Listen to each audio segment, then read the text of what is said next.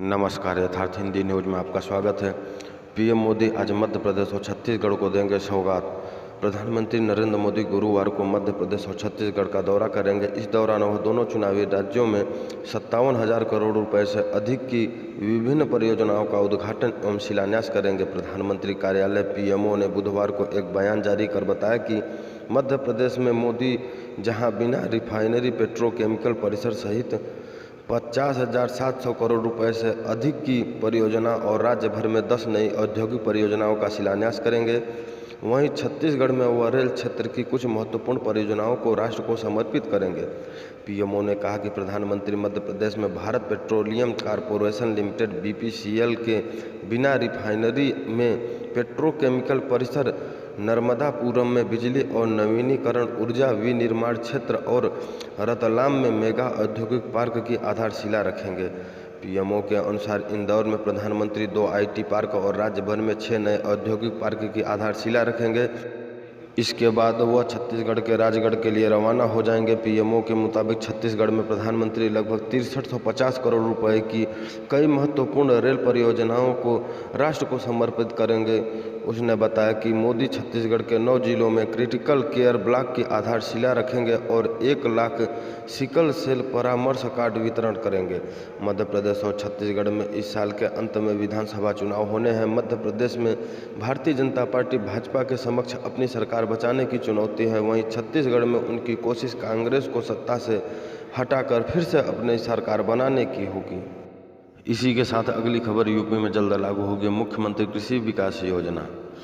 उत्तर प्रदेश में जल्द ही मुख्यमंत्री कृषि विकास योजना के नाम से एक नई योजना लागू की जाएगी। इस योजना के फलस्वरूप कृषि के अलावा उद्यान, रेशम, सहकारिता, मंडी आदि विभागों से जुड़ी योजनाओं व कार्यक्रमों के लिए धन की कमी आड़े नहीं आएगी। उदाहरण के लिए प्रदेश में 100 सोलर पंप लगाने की योजना बनाई गई, मगर राष्ट्रीय कृषि विकास योजना से मिली मदद से सिर्फ 80 सोलर पंप ही लग पाए।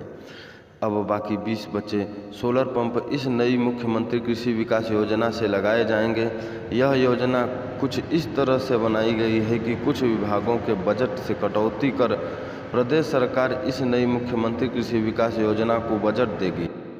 प्रदेश की कृषि और औद्यानिक, रेशम, सहकारिता, मंडी आदि से जुड़ी विभिन्न योजनाओं के लक्ष्य पूरे करने के लिए राष्ट्रीय कृषि विकास योजना से फंड मिलता है, मगर वह प्रदेश की योजना की ज़रूरतों की पूर्ति नहीं कर पाता है। चालू वित्तीय वर्ष के लिए केंद्र से इस मद में 114.23 करोड़ रुपए की पहली किस्त का बजट मिला है, मगर प्रदेश की कृषि, औद्यानिक व अन्य संबंधित विभागों की योजनाओं व कार्यक्रमों की ज़रूरतें इतने भर से पूरी नहीं हो पाती।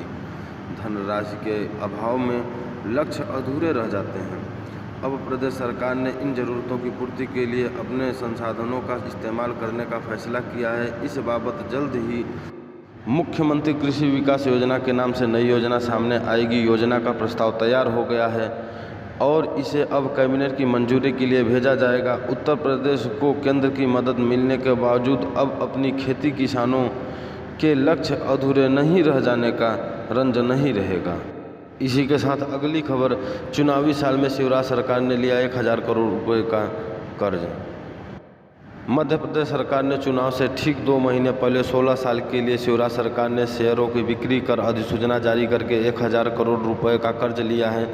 राज्य सरकार द्वारा जारी अधिसूचना के अनुसार ऋण का उपयोग राज्य में लागू किए जाने वाले उत्पादक विकास कार्यक्रमों और परियोजनाओं के वित्त पोषण के लिए किया जाएगा। इस साल की शुरुआत में राज्य सरकार ने 31,000 करोड़ रुपए का कर्ज लिया था, जिससे राज्य पर कुल कर्ज 3.32 लाख करोड़ रुपए हो गया है। शिवराज सरकार ने 2022 में जनवरी से दिसंबर तक 18,000 करोड़ रुपए का कर्ज लिया था। मुख्यमंत्री शिवराज सिंह चौहान के नेतृत्व वाली बीजेपी राज्य सरकार ने नवंबर चुनाव के मद्देनजर पिछले 3 महीनों में कई नई योजनाओं की घोषणा की थी। लगभग 2 लाख संविदा कर्मियों के वेतन में वृद्धि की थी।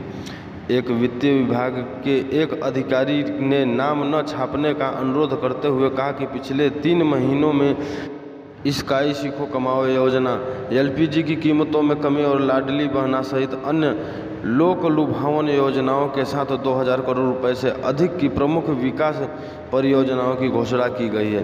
विभिन्न विभागों की कई विकास परियोजनाओं के लिए धन की आवश्यकता होती है। अधिकारी ने कहा कि मेधावी छात्रों को लैपटॉप और स्कूटी बांटने, गरीबों के लिए जमीन और लाडली बहना योजना के तहत महिलाओं के लिए घर जैसी कुछ योजनाओं के लिए तुरंत पैसे की ज़रूरत नहीं होती है। उन्होंने कहा कि बिजली सब्सिडी बढ़ाने, 450 रुपये में गैस सिलेंडर देने और संविदा कर्मियों के वेतन में बढ़ोतरी के लिए तुरंत पैसों की ज़रूरत है। कांग्रेस के वरिष्ठ नेता और राज्यसभा के सदस्य विवेक तन्खा ने कहा, सीएम शिवराज सिंह चौहान ने मन बना लिया है कि चाहे मध्य प्रदेश में कितना भी कर्ज क्यों न हो जाए, वह मुफ्त सुविधाओं की घोषणा करके रहेंगे।